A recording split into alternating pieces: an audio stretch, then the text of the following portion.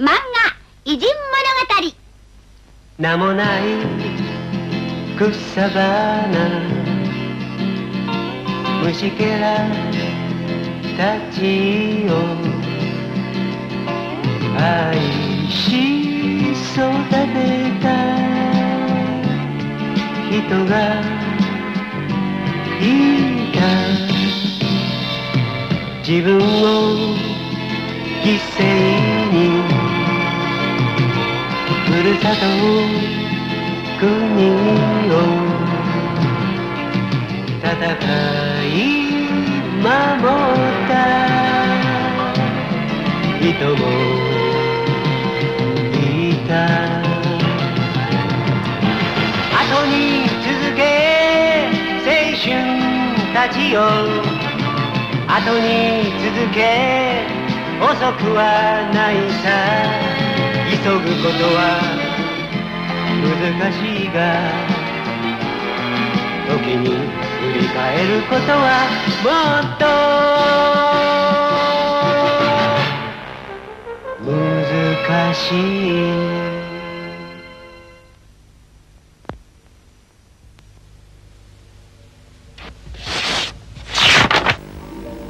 Dünyada en horun adamlar dünyadaki en kabil kişilerdir.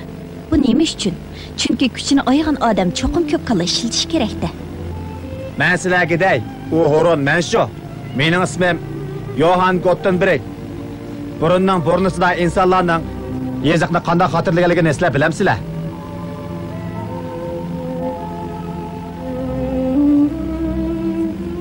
O shunday bir avvarslik ishdi. Xuddi Gutenberg aytgandek, milodidan ilgirki 40-yili Velsofiya degan yerda kishilar xatni kesak o'yatdi.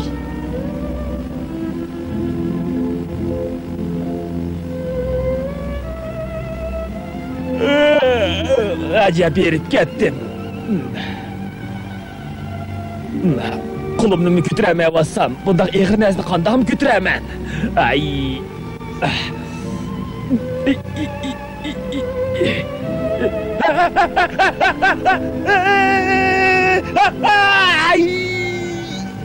Estağfurullah. Mizmika bo'ldi. Mizmika bo'ldi.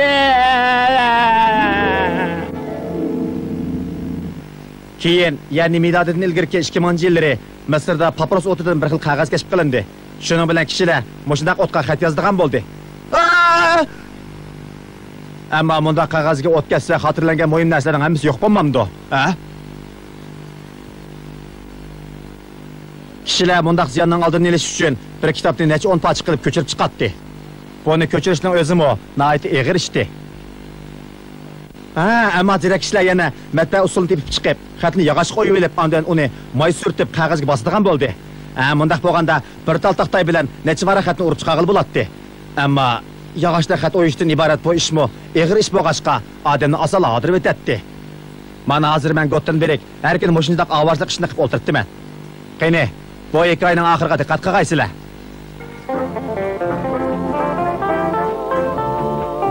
5-chi asrning boshlaridagi Germaniyaning Reyn daryosi vodiysi.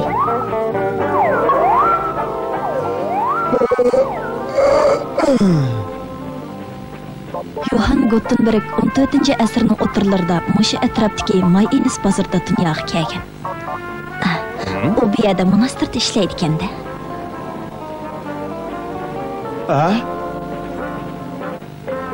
Apa!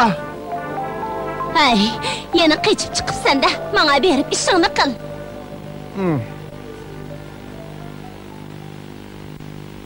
O davrlarda Injilni besib nashr qilish monastirning nihoyat muhim xizmati hisoblanadi. Xuddi Gutenbergning o'zi aytgandek, uning xizmati monastirda xat o'yish edi.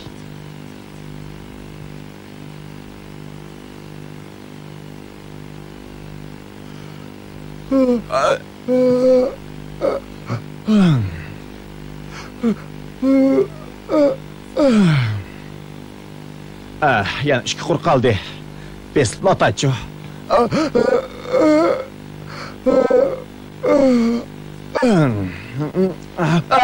Çatak oldu. Aplakatker. Ay, baş koyumsan bomba de. Kamlaşmadı bu. Ay, nim boldun Gutenberg? Sen mi tempit? Ben xatni yana xata oyup qo'yibdiman. Bana yardım qila, bo'lamdi, ha? Men bu texi hozir uyup bo'lib, shundoq yerib ketdim. Seni xatan chiroyli, qo'ling bak apchil. Sen mushundaq ishqa bak loyiq. O'zing kelishgan yigit. Yardım qila. Mushundaq bo'lsin hamsa. To'xta. La. Voyjon.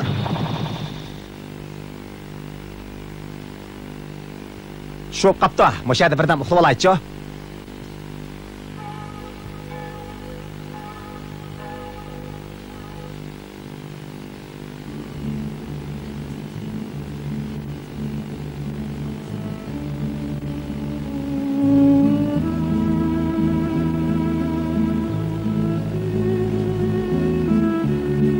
Kotdan beri bilemsen, sen biz pegen İncilni ilip ibadetke berişqa, men qanchalik intizara. O çağlarda İncil nahayeti etibar bulup, onu fakat boş ruhani yoki puli ko'p boylarla setib olalaydi. Çoğun bolsun, kichik bolsun, bana birani biz pegen bolsam, senden qanchalik razı bo'lib ketar edim.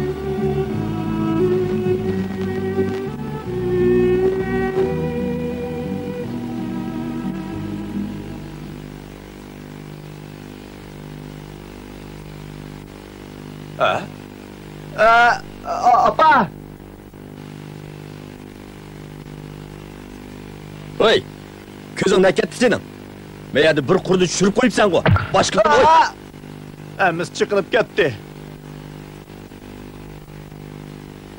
Topdim!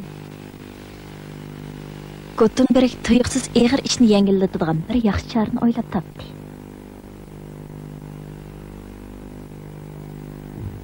Dastlabda xatni bir-birlab o'yib, ondan uni qurashtirma. Ondan keyin qayta o'yishning hojati qolmaydi. Vaqt bir yak berib qoldi. Nima ish qilyapsan? Men sizga Injil besyapman. Bundan keyin yolg'iz sizlar emas, hamma odam birdan Injilga ega bo'la oladi. Yo'qlan gaplarni qilma bolam. Men kirib uxla. Rostlayapman apa. Ayni vaqtda yolg'iz uning opsili emas, balki hamma odam kitob ishlashni ham jafoliq, ham vaqt ko'p ketadigan ish deb qarg'ashqa. Kitob hamma odam uchun ativa va qimmatli narsa hisoblanadi. Ammo jonliq harf qo'llanganda har bir maqolada harflarni ayrim yasab olgandan keyin uni qayta qarashtirsizlar, buning bilan nurg'un narsalarni chiqarg'ili bo'ladi. Buning bahosimi asan to'xtaydi. Ammo bir harfni nurg'un yasashning o'zimi jafoliq ishda.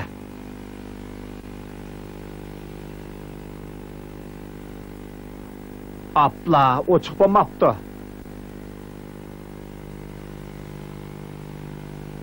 Bu harfni 5 qitim bassangizlar, bekachi bo'ladi ekan. Harfni yasaydiganga jazman chidamliq material bo'lsa bo'g'dak. Bundaq bo'lganda jalliq harf qanchalik bo'lsin beka ekan. Top alilari. Ikking bu yerda nima ish qilishyapsa?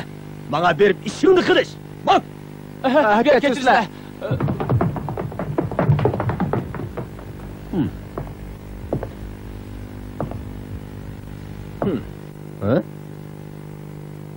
Bu nima? Mushini bana qilib chiqib deganda.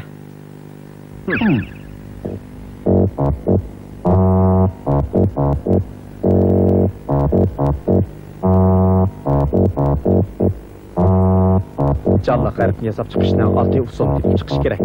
Bu harf ham puxta, ham chidamli bo'lishi kerak.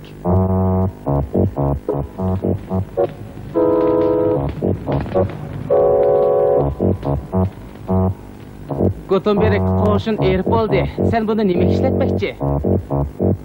Bu taxtayga bir harfni o'ydim. Hamda buning ustiga ma'ni qo'yib, ondan ustidan qo'shimni qo'yamiz. Qo'shim qatgandan keyin bu harf bitdi degan so'z. Qanday? Bitti.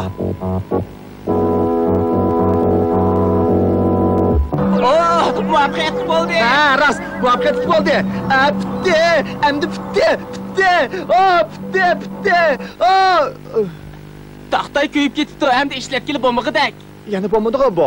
Mundaq bo'lsa deb o'ylamabdim-mana. Topdim. Taxtayning o'rniga saniq qum qachilab, qumni ishlatsak bo'g'dak. Harfni buning ichiga silib, xilitni chingdib olgandan keyin qo'g'ishini qo'ymiz. Qo'g'ishini qatgandan keyin harf bitdi degan so'z. Ha? Bitti. Muvaffaqiyat bo'ldi. Bu qatam rasmiy muvaffaqiyat qozondik. Endi hargiz jafo tatmaydigan bo'ldik. Oy, jafo tatmaydigan bo'ldik. Oy! Gutenberg yana üzüm ezish mashinasining qonuniyatidan foydalanib, matbaa mashinasini laylab chiqdi. Buning bilan matbuotchilik texmi oddiylashdi. Men bir Injil setib oldim. İbadet başlandı.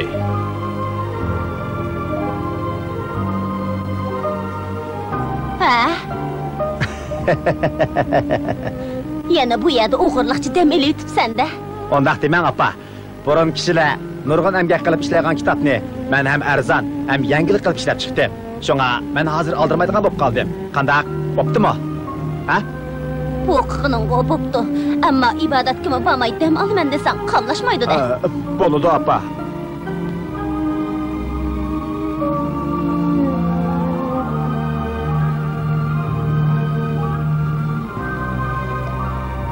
Shunday qilib Gutenbergning qo'g'ishin, ya'ni matbaa texnikasi nashriyatchilik ishlari uchun yangi yo'l ochdi. Buning bilan kitoblarning umumlashish doirasi kengayib, texmi nurg'un odamlar bilim va madaniyatdan bahramand bo'ldi. Demak, u insonlarning madaniyat taraqqiyotini zo'r darajada ilgari surdi.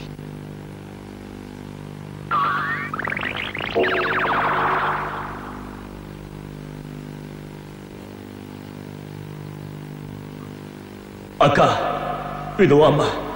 Onda qilsang bo'lmaydi, aka. Bu masalani mundaq yeyish kerak. Vincent van Gogh 1853-yili Gollandiyaning bir yezida dunyoga kelgan. Van Gogh, hozir nim dars o'tyapman, bilamsan? Men matematika o'qituvchisi. Men sana rasm darsi o'tyapman. Mana, boshqaning uchun koridorga chiqib o'rtir. Voy, qile, obdan sizibdi-ku.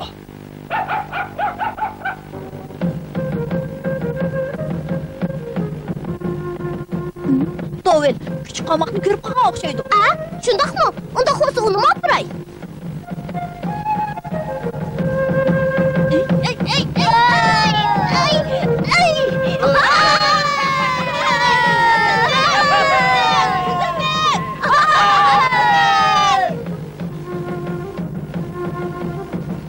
Aka, sen nimishqa beliqni qo'yibdi?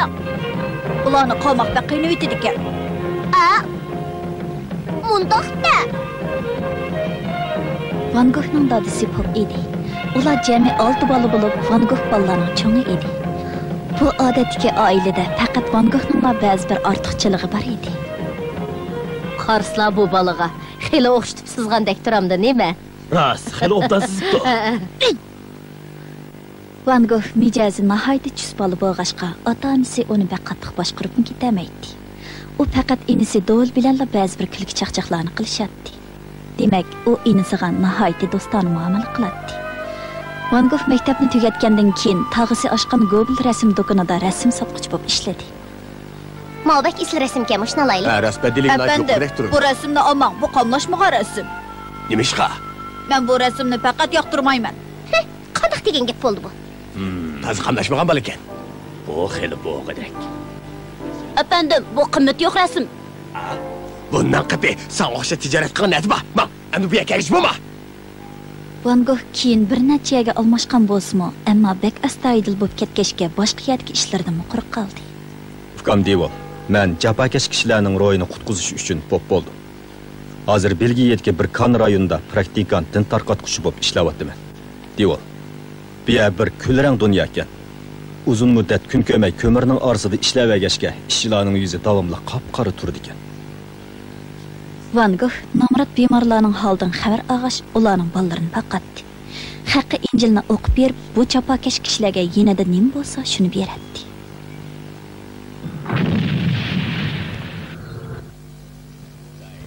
Van Gogh emgakchi ommani qutqizish e'tiqodining turtkisi bilan ishchilarning ish tashlash sepiga qo'shildi.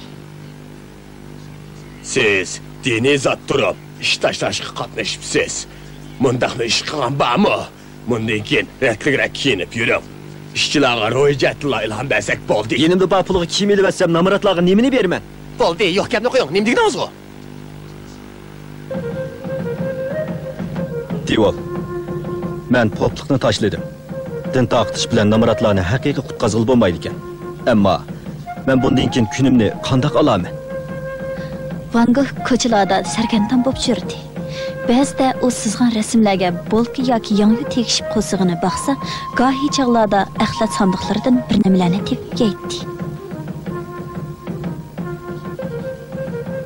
Men qandoq odam? Men zodi nima ish qilsam, boshqalarga foydali odam bo'la olayman. Hey, rassom Bertoning uyi mushumi? Ha? Yezi turmushini sizdigan bir rassom mushundaq hashamatli uyda o'ltirib, rahat farog'at yotsa, uning esiga dixala kelamdi. Toza bir aldamchi ekan bu. Hey. Rasmsiz ay. Durust. Men rasmsiz ishni umrlik ishim qilay. Devol, xuddi din tarqatquchi dinning aqidasini tashviq qilganga o'xshash. Rassom o kishilik turmushdagi haqiqiy ahvolni kishilarga aynan tasvirlab berdi. Agar men kon va to'qimchilik ishchilarining jafoliq turmushini aynan suratlab bera olsam, ularni bu qiyin turmushdan qutqizamagan taqdirdimi, har holda ularning diqqatini tortib, turmushni biroz bo'lsin yaxshilashga haydakchi bo'la oladi ekanman. Bu vaqtda Dovel Gobel rasm do'konida aksini o'rnida ishlayotdi. Van Gogh ensiga yozgan xatida Senening ishini tilga olgan edi. Sene quchoqda bolasi bor namrat ayol bo'lib, Van Gogh burun uningga jiq yordam qilgan. Ammo u nihoyat bo'shan ayol edi. Van Gogh efendi, uyning ijarasini qachon berasiz? Xapimay yana 2 kun turib tursingiz. Bo'lmaydi. Buni satqil bo'lmaydi. Rangi qiyinroq bo'lsin. Esachatimiz hal yaqinroq bo'lsin. Ha? Seni ne ketgandi? Devol, seni ko'chib ketdi. Men bu ona bola ishkaylarni qutqizamadim. Aka. Uning rasm san'ati Port shahri Andivarda yangi pallik ko'tarildi. Bu o'ylaqi foshchi rasmkan. Fosh qo'ydigan mush ekanda. Van Gogh ta'sirotchilarning rasmi qo'yilgan bir ko'rgazmani ekskursiya qildi. Bu rasmlardagi qiniq rang uningga cho'nqir ta'sir qoldirdi. To'g'ri. Ko'zini chaqidek yo'riq bo'lish kerak. Van Gogh shuningdan e'tiboran qiniq rang bilan rasm chizishga boshladi va bir sekund vaqtni qo'ldan bermay, o'ta qizg'inlik bilan qisqa vaqt ichida nurg'un rasmlarni chizib chiqdi. Bu rasm bo'lmadi. Faqat bo'lmadi. Bu chaqda Devol xizmatini Parijga yetkazib kelib, Van Gogh bilan birga o'tib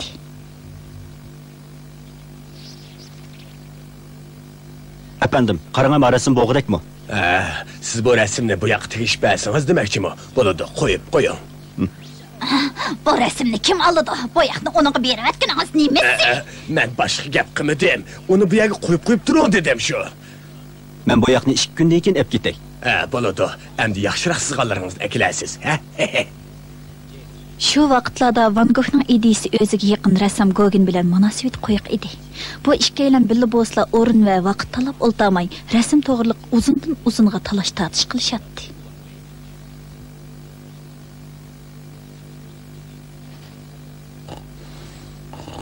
Aka, pulni qo'yib qo'ydim.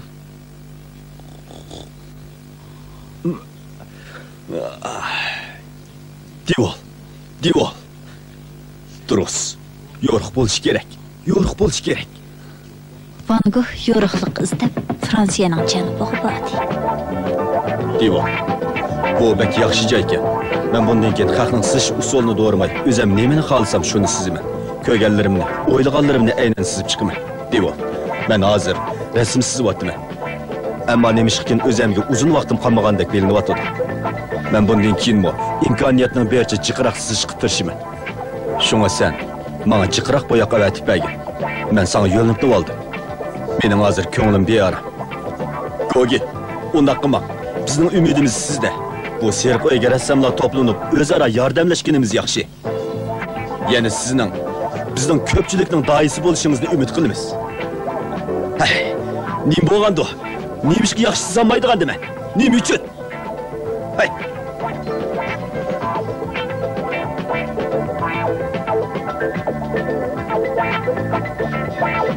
Nim uchun? Men at qaytib ketmoqchi. Gogin, nim ishqa? Men shuni yetib keldim. Men at ketaman. Unda qilmang Gogin. Biz ming bir tas tepishgan o'zaro yordamlashaylik. Siz to'la manmanchilik qilmang. Siz o'zingizni katta rasam deb o'ylamsiz. Qanchalik odamsiz? Ha, sizlar iningizni avar qilgansiz. Siz iningiz bo'lmasa jiningizni baqamag'idaksiz. Haqiqatan shundoq. Ammo men uning rasmini aytib beryapman. O rasmni satsa pul emasmi? Sizning rasmingiz setilib o'tibdimi? Ha?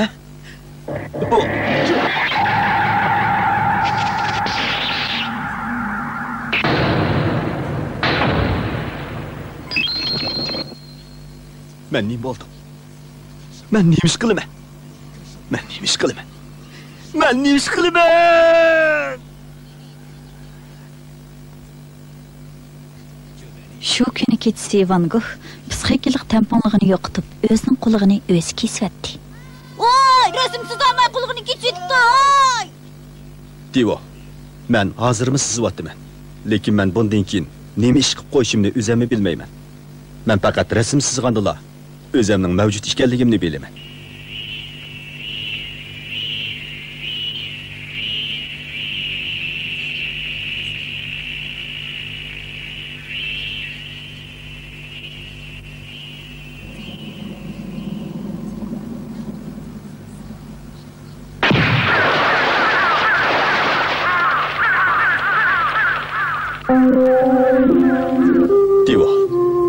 Divo, men sana çık eğirçiligimni saldım. Ama ahiri hiç işini vücudga chiqaramay, ölüp ketadigan boldim. Divo, mening hozir ichimga sig'mayotgan bir o't bor. Ama menga yo'l ko'rsatadigan odam yo'q. Faqat sen meni tushunsan. Sana rahmat, Divo. 1891-yili 37 yoshli Vincent van Gogh o'zining hayotini oxirlashtirdi. Yarim yildan keyin ömrida faqat akasini yaxshi ko'radigan va akasining rasm ishlarini izchil qo'llagan Dovilmi olamdan o'tdi. Ularning jasadi Fransiyadagi Ofner o'rmonligiga dafn qilindi.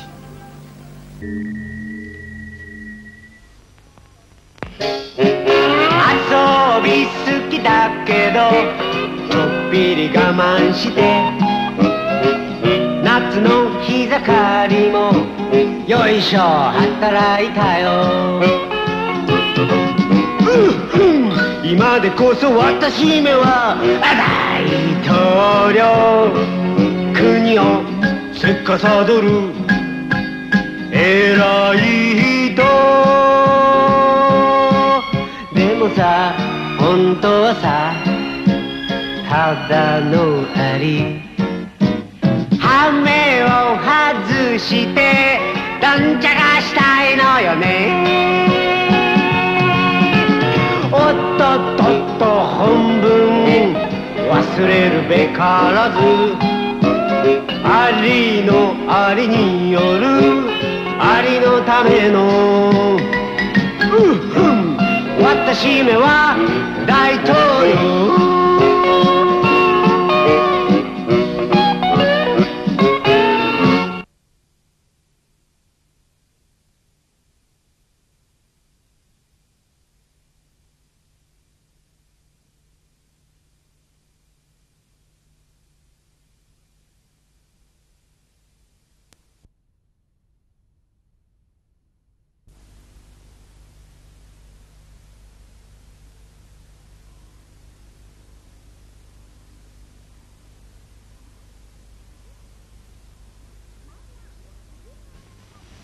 漫画